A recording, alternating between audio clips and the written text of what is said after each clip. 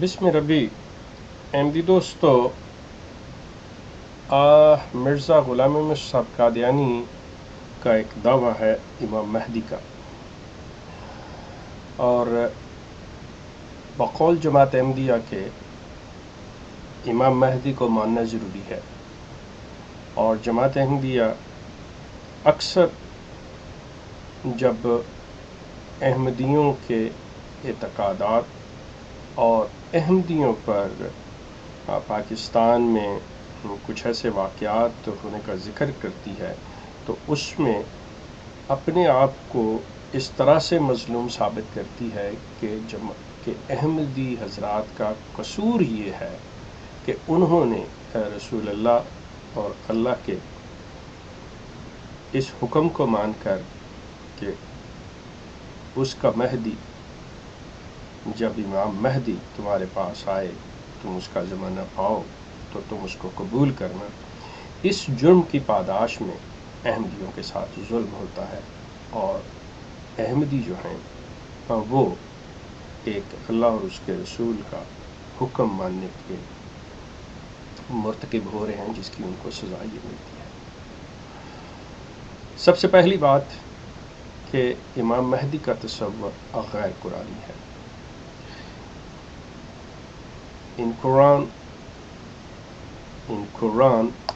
there is no concept of Imam Mahdi.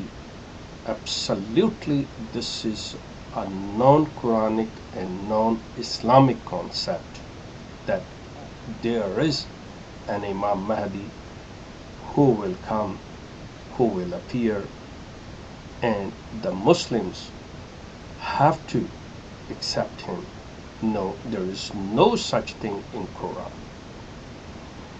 قرآن میں قطعی طور پہ ایسا کوئی حکم نہیں ہے، کوئی ایسی بات نہیں ہے، کوئی ذکر تک نہیں ہے کسی امام مہدی کا۔ یہ قطعی غیر قرآنی تصور ہے۔ اس کا ذکر جو ہے بعض احادیث کے اندر ملتا ہے، لیکن ان احادیث کی حیثیت بھی مشکوک ہے، اور خود مرزا غلام احمد قادیانی لکھتے ہیں اپنی کتب میں کہ امام مہدی کے متعلق جتنی بھی احادیث ہیں وہ مجروح ہیں۔ اب آپ اگر جماعت احمدیہ کی ویب سائٹ الاسلام پر جائیں اور اس کے اردو سیکشن میں دیکھیں تو وہاں پر آپ کو ان کے عقائد اور سلسلے میں کہ ایک ٹائٹل ملے گا کہ امام مہدی کو ماننا ضروری ہے۔ اب اس کی تفصیل جو انہوں نے بیان کی ہے اس پہ، اور جماعت احمدیہ جس چیز پر زور دیتی ہے، آپ حیران ہو جائیں گے کہ الاسلام ان کی ویب سائٹ .org کے اوپر ایک بھی قرآن سے حوالہ نہیں دیا گیا، کہیں پہ بھی خدا کی طرف سے یا قرآن میں سے ایسی بات پیش نہیں کی گئی کہ کسی امام مہدی کا آنا قرآن میں مذکور ہو، کسی امام مہدی کو ماننا اللہ نے ایسا حکم دیا، آپ کو بالکل نہیں۔ وہاں پر جو کچھ بھی منشن کیا گیا، جس چیز کو حوالتاً پیش کیا گیا، وہ تمام لوگوں کے جو آج سے 500 سال 700 سال 1000 سال پہلے کے علماء تھے، مفکر تھے، مفسر تھے، ائمہ کرام تھے، ان کا بساد احترام، وہ ان کی رائے ہے، وہ ان کی رائے ہے، ان کا اپنا خیال ہے، ان کا اپنا نظریہ ہے جو انہوں نے بیان کیا ہے کہ وہ یہ سمجھتے ہیں۔ ہمارے لیے ضروری نہیں ہے کہ ہم ان کے نظریے پہ، ان کے خیال پہ ایمان لے کے آئیں اور اس کو اپنے ایمان کا حصہ بنائیں۔ یہ ایسی کوئی بات نہیں ہے، وہ صحیح بھی ہو سکتے ہیں، غلط بھی ہو سکتے ہیں، لیکن جماعت احمدیہ نے، مرزا غلام احمد صاحب قادیانی نے اس کو بیس بنایا ہے اپنا، کہ ان کے ان نظریات کی بنیاد پر وہ کہتے ہیں کہ یہ ماننا ضروری ہے۔ احمدی دوستوں، میں آپ سے ایک چھوٹی سی بات عرض کروں، آپ کے ایمان سے متعلقہ جو ارکان ہیں، جو ضروریات ہیں، وہ قرآن کے اندر بڑے واضح، بڑے کھلے لفظوں میں بیان کر دی ہے۔ اس کی جزیات جو ہیں، اس کے بائی لاز جو ہیں، وہ ہمیں قرآن بھی دیتا ہے، اور قرآن سے باہر اللہ کے رسول نے ان کو باقاعدہ طور پہ عملی شکل میں کر کے امت کو بتا دیا۔ لیکن یہ کہنا کہ قرآن سے باہر بھی ایسی چیزیں ہیں جو آپ کے ایمان کا حصہ ہیں، یہ صریحاً کذب ہے، افتراء ہے، دھوکہ ہے، دجل ہے۔ قرآن سے باہر کوئی ایسی چیز نہیں جو آپ کے ایمان کا حصہ ہو۔ جماعت احمدیہ کی اس ویب سائٹ پہ چلے جائیے، اور جو میں نے آپ کو ٹائٹل بتایا کہ امام مہدی کو ماننا ضروری، اس کو دیکھ لیجیے۔ اس کے اوپر سوائے لوگوں کے نظریات کو پیش کر کے اپنی اس عمارت کی بنیاد رکھنا اور اس پر عمارت اپنی کھڑی کرنا، یہ مرزا صاحب کا اور جماعت احمدیہ کا کمال ہے۔ امام مہدی کا کوئی تصور قرآن میں نہیں، کوئی ذکر قرآن میں نہیں، لیکن مرزا صاحب نے اپنا دعویٰ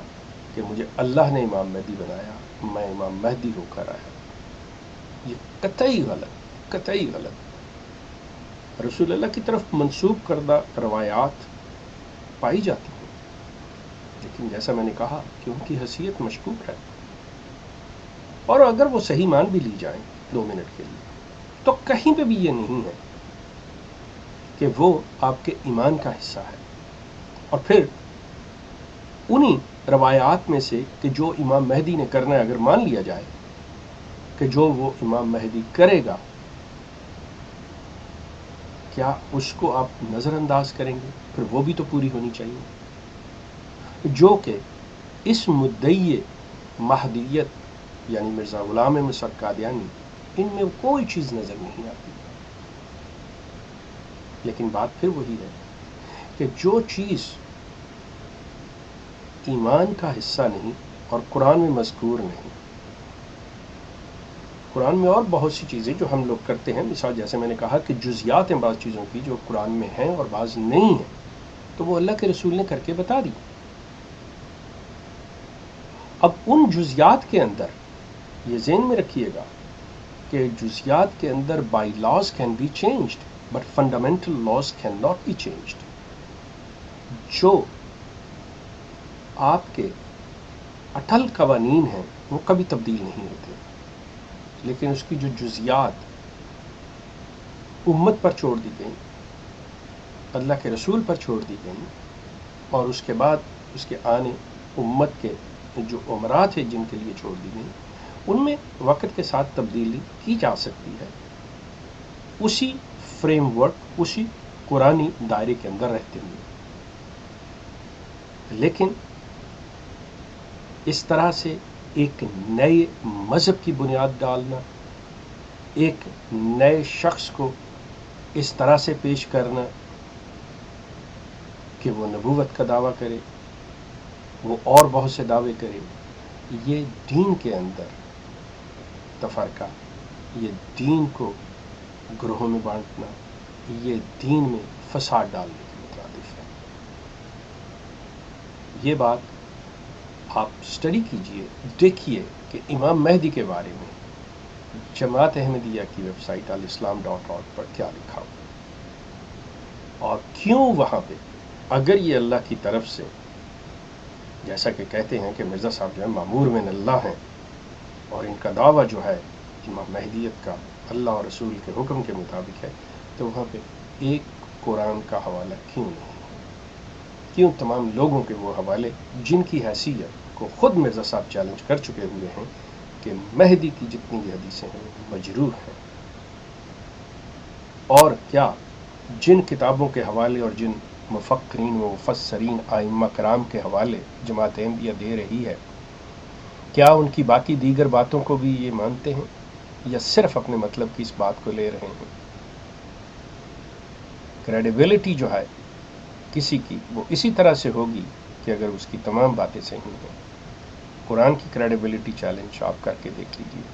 قرآن کی credibility can not be challenged, لیکن آن دی ادر ہینڈ کہ اور کوئی بھی تحریر ہے اس کی کریڈیبلٹی چیلنج ہو سکتی ہے۔ دیکھیے گا، غور کیجیے گا، اور اس غیر قرآنی تصور کو، اس غیر قرآنی باتوں کو اگر آپ اپنے ایمان کا حصہ بنانا چاہتے ہیں، یہ تو آپ کی مرضی ہے، ادروائز اس کا اسلام اور قرآن سے کوئی تعلق نہیں۔ آپ کا بہت شکریہ۔